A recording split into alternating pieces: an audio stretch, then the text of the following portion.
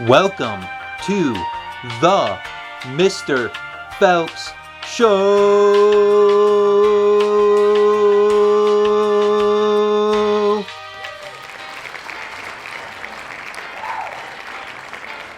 Hello everyone, hello everyone. Hello everyone. Hey, how's it going? How's it going? Hello my audience. Hello. Welcome to the Mr. Phelps Show. Week 8. Look what I got here. All different kinds of coffee cups. I got like a museum of coffee cups. You know why? I kept losing mine. So I just decided if I bring like 7 of them, I'll be all set. I won't have to worry about losing them. Because here's the original one I had. And then I had this one. And then I had this one. So I just said, you know what? Bring 7 of them. Won't lose them. And they're all filled with coffee. Isn't that great? Can never have enough coffee. Anyway, I don't want to hold you up. I'm going to cut right to the chase. Without further ado, English 9. Alright, so English 9, we're reading right along. Last week you had to read chapter 2 and part of 3.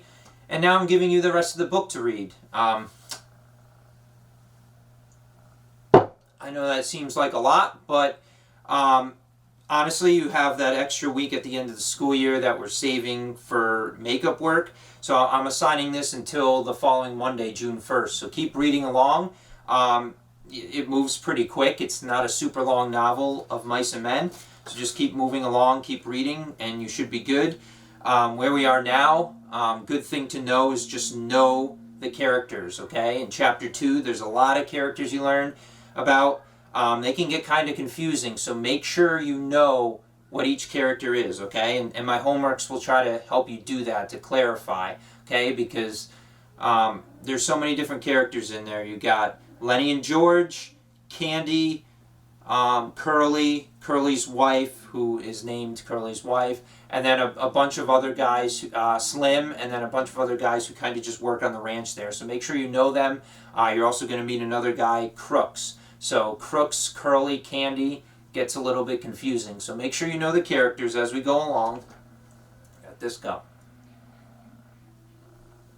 Alright, and you should be good. Now we know that Lenny and George are at this ranch. Something's going to happen. You already might have gotten to that part. If not, you're going to see some things happen that revolve around Lenny mostly. So keep reading along. I'm going to show you on here, Screencastify, my actual worksheet you're going to complete for this week. It's going to be 20 points instead of 10 because I'm kind of putting double the content in.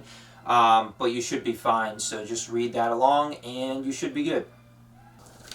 Alright everyone, so I forgot to mention, we just did English 9. After this we're going to do a story time, your first ever Mr. Phelps story time, coming right at you on camera. So we're going to do that, and you'll see kind of how it's related to our lessons. It's going to be a fun story time, and yeah, it's going to prepare you for some of the lessons this week and next week. Alright, so with that being said, we're going to go right to English 10. Right, so you're finishing up your projects today. Hopefully you moved along well on that. You've noticed I've already posted what we're doing ahead. You're actually going to be doing very similar to what the juniors are doing to a lesser extent. You're going to be starting a college essay, getting into the mode of college essay. So this week, if you look through my document, you're going to analyze a college essay you find, and then you're going to kind of plan for your own college essay, all right? And then the following week, you're going to write your college essay, okay? And based on the rules that I post there. Now, we call it the college essay. It's a personal essay. It's about you or about a belief. You should probably follow the set of prompts. There's 7 prompts on there. I'll link over to that. You can take a look at those. And those are generally what they follow, how you write an essay. You generally follow one of those, though if you look at the last one, it's kind of open-ended. Take an essay you worked on before and build on it. Basically, what colleges are going to be looking for is some kind of personal connection Okay, a story that has a personal connection and something that kind of has a life lesson to it. Okay, they don't want to know what's on your resume. They don't want to know what you've accomplished. They want to know a personal story, and to some degree you can talk about what you accomplish, but you do it in the narrative fashion. You don't just say, this is me, this is what I've accomplished, this is where I'm going with my life. Not really. What they want to see more is a personal narrative, a moment of your life, a piece of your life, kind of like a memoir type, 650 words or less, and about you, about something about you. It could be something, you know, if you're into sports, it could be a sports story that you overcame something difficult in sports. If you're creative, it could have something to do with art, you know. Anything that you can kind of get a snapshot moment of your life and write about and kind of teach a lesson about. That's what the colleges are looking for. They want to see your character come out in this type of paper. So you'll notice I also posted videos on how to write a college essay. They give you some tips, and there's some examples posted, so take a look at those. And if you know me, I usually make my stuff relevant on this show, so I wrote my own personal essay. What do you think I'm going to use during story time? Yep, there you go. So I'll kind of give you an example of my personal essay as a story. It's not the end-all, be-all. You might have your own personal essay. You might have a completely different approach. Fine. Again, it's for you. It's for colleges so they can understand you. All right? So that's what you're doing the next 2 weeks. Finishing up your project today or Tuesday, and then starting planning for your college essay, and then writing a college essay. And for you 10th graders, it's good practice. Like, you can hold on to this essay and keep it for next year when you start writing college apps, or the following year in your senior year when you start applying. It's just getting you into the mood of doing it, and so you become better at it and building that knowledge of how the college essay works. So definitely an advantage to you guys to do that. All right, English 11. All right, English 11. Very much similar, except you have the whole college and readiness unit, so college and career readiness. So be handing in that job application this week. Hopefully you did a good job on that, the job application project, and are turning it in.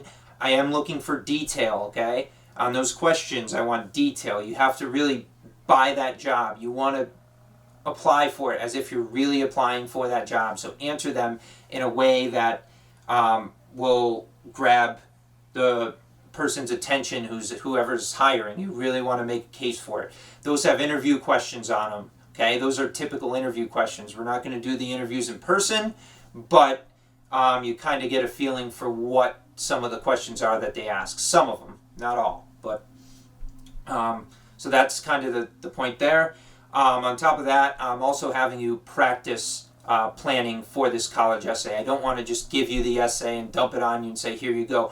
I want you to understand the process of it and then write the essay. It's super important to do that. It might be extra work, but if you understand the process and you understand what colleges are looking for and you look at other essays and see what they're like, you're going to have a better and easier job writing your own essay. So essentially you and the juniors are going to be doing the same exact assignments. You're going to be looking at college essays, analyzing them, planning for your own essay, and then writing your own essay the following week.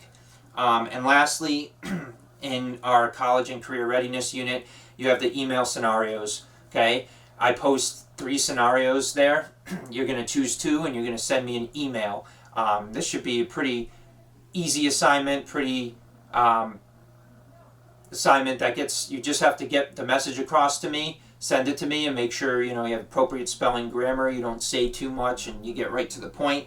It's basically like using your pleases and thank yous, to put it in child terms. You're just showing an employer, somebody important, that you can communicate effectively, and that's super important in the world today, a lot more than anything else we do. So it's all a communication piece. You got to show me you can communicate well, and then you get credit for that. All right, so again, I'm linking to that assignment here, linking to everything. Make sure with the college essay, both sophomores and juniors, you're looking at the rubric so you know what I'm looking for. You look at the examples, and then you start writing. I will help you draft along the way. All right? That's basically it. That sums up the year. You're going to have that buffer week after all of these are done on June 5th to catch up. So as it is now, I mean, that's the year. I got everything posted except freshman class. I have to post your final essay for of Mice and Men, but you're still reading along, so that'll be given to you later this week. But for everything else, you got all the assignments there. You just got to complete them, turn them in on time, and you should be good to go. So be careful of due dates. They are accurate on there. So if there's a discrepancy, let me know. They should be all accurate, and you should be good to go. So with that being said, we're going to go into, I have my own story, my own personal essay. Shouldn't tell you that. It's story time, real story. Okay, got my book, reading it out of my book, and we're going to get to it. So grab your pillow, grab your coffee, hot chocolate, whatever it is you read, and get ready. You can even lay down, all right?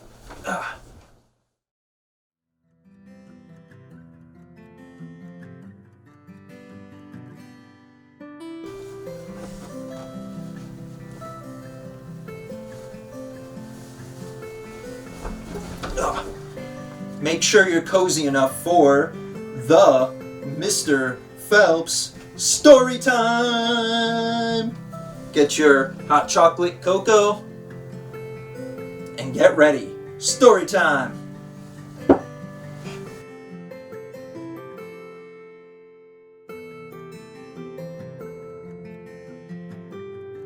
All right, I call this story When Life Gives You Lemons, Make Pink Lemonade.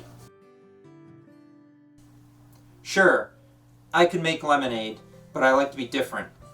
I like to think outside of the box to create a solution that no one had in mind before. Where the phrase, when life gives you lemons, make lemonade, means to take a sour situation and make something positive out of it, the phrase, when life gives you lemons, make pink lemonade, means to take a situation and make a creative and unique solution out of it that no one would have thought before. I may not be much of a cooker, believe me I'm not, or great with ingredients, but I'm a thinker in a unique way. I usually go beyond the cliche phrases, make lemonade, and try to find something new and refreshing, pink lemonade. Because let's be honest here, who really wants the same flavor of lemonade all the time? I know I don't. It's like writing an essay. Most people want to write an essay in a mundane way, one in which they use a list of predefined ingredients that they can put together to create a common answer. I mean, come on, how many of you do that? You just want to get the right answer, you don't want to actually so much think about it and be creative. You just want to write the answer and you have it. Not so much me. Most people believe that if they show they understand what the story is about and analyze it in a common way, they will generally be successful. And it works for a lot of people. Some people are just generally smart and critical. They make everyday lemonade of the best kind. They could run a lemonade stand and people would rave about the quality and richness of their lemonade. Sure, I can make lemonade too. I can make great lemonade, but it's not enough to quench my thirst. Why should I make lemonade and hope that mine is as great as the next person who makes lemonade? With so many people making lemonade, what value does it hold?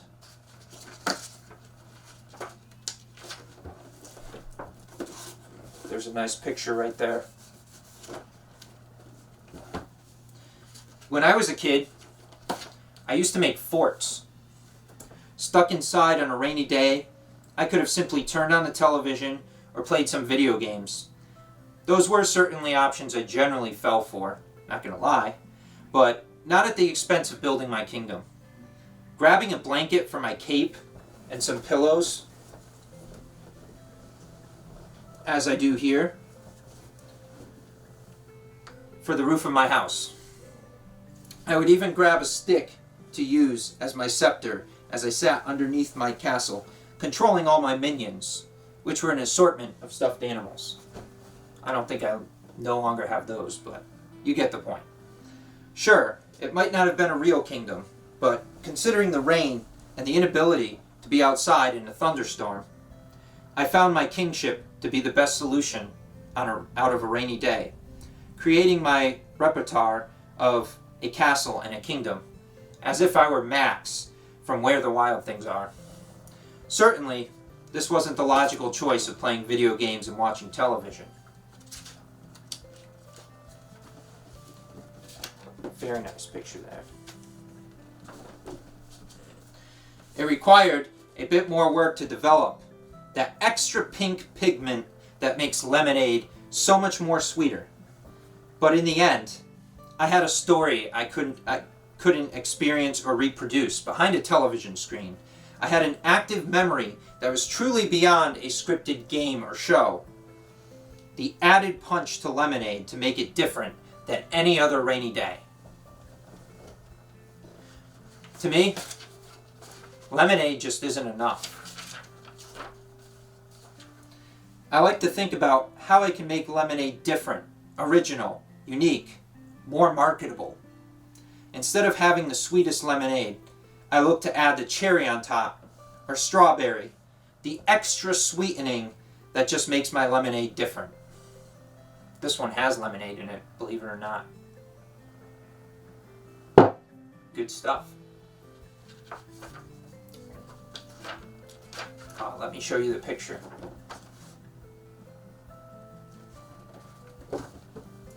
When I grow up, I want to major in English because I like being able to write my own story, to not only think analytically, but to think creatively and analytically at the same time. While most people like to look at situations through a literary sense, I tend to put on my kaleidoscope vision to look at situations through a unique lens that isn't necessarily traditional, but rather a new and innovative pink lemonade style. There's some nice pink lemonade there.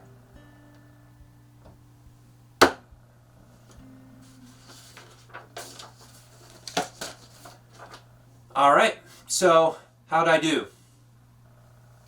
Might not be your kind of story because you might not be majoring in English like I did, but that doesn't mean you can't write about science, you can't write about math, you could write about anything, okay? It should be about you, obviously, okay? Now this is a personal story, it's not my college essay, I kind of adapted it a bit to fit who I am now, but it's a personal essay. It was under 650 words, I think I counted 649, not including the title, 649 words. So it fit within the parameters. It might not be perfect for now. I wrote this pretty quickly, but it works, okay? Think about what my lesson is. Think about how I went to portray myself. And the other thing that's really good about this, and you might have in a lot of yours, is metaphor. A lot of these essays, when you use a metaphor, an extended metaphor, it's very effective, okay? I'm not just saying this because I'm an English person, even though I am, but a metaphor goes a long way. I use the metaphor of lemonade, okay? And I connected it to building a fort, and I connected it to my life, that I like to be a creative thinker. I like to think pink lemonade instead of lemonade. So that's kind of like my metaphor there. I took a phrase, extended it to a metaphor, and my whole essay was about an extended metaphor. Made it pretty creative, okay? Showed my creativity. See how I kind of showed that through the way I explained my essay, also threw a couple puns in there as well. So that's what you want to do. Whatever you go for, I'm not asking you to be an English major, obviously. You know, math, science, whatever you go for, or could even be something you don't go for. It could be something that explains you, a trait of you. Whatever it is that you present, you want to show your reader rather than tell them, okay? So you want to show in your language that you are this person. This is you. And that's what colleges want to see. They want to see a truth to the essay. They don't want to see that you just write and tell your accomplishments. They want to understand you by what you write. They want to be able to learn something about you. Not everything, just a piece of you. And that's where the college essay is effective. Anyway, that's it for this week for the most part. Just wanted to kind of go over my story here.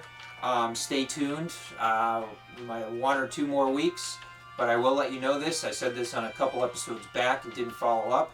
The king is coming back at some point, so just be prepared, okay? And no, I didn't actually drink 2 of those at once, just so you know. I was just pretending. But so just be in the loop with that. Get going on your assignments this week. It's a short week, but there's a lot to do still. We're right in the ending, okay?